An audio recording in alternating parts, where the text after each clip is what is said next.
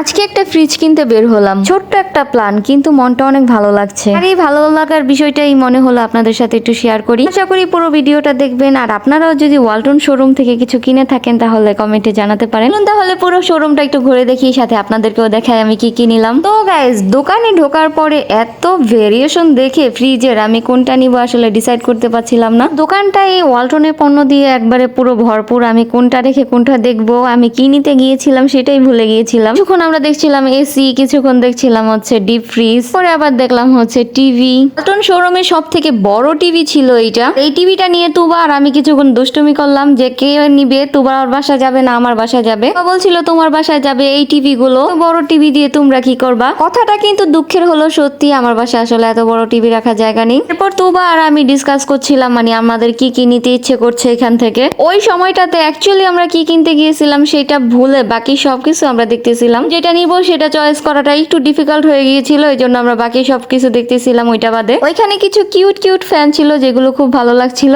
বারবার ওর আম্মুকে ডেকে বড় টিভিটার সামনে নিয়ে যাচ্ছিল বারবার। আর আপুর পছন্দ হয়েছিল ওইখানকার ডিপ ফ্রিজগুলো আমারও ভালো লাগছিল।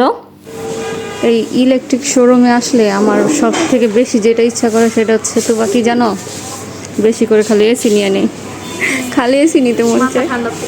হ্যাঁ, মনে হয় যে আমার সবগুলো রুমে এসি লাগাই দিই। হ্যাঁ, এরকম একটা লাগাই দিলে সুন্দর হয়, নাইস, তাই না? তোমার তোমার আম্মুর তো খালি ডিপ ফ্রিজ নিতে মন চায়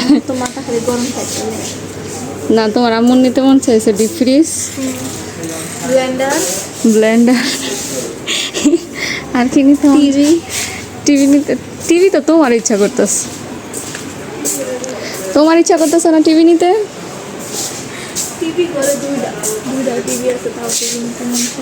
আমার ওই বড়টা নিলে তাই না? হেভি একটা, অনেক সুন্দর, ভালো লাগছে আমার কাছে ওই ফ্রিজটা, এই টিভিটা একদম বড়টা।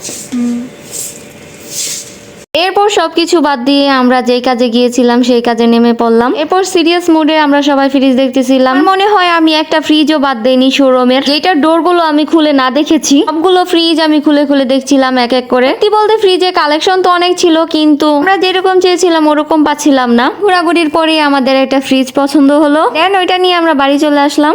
Just a simple day but truly memorable. Thanks for watching, see you again, tata.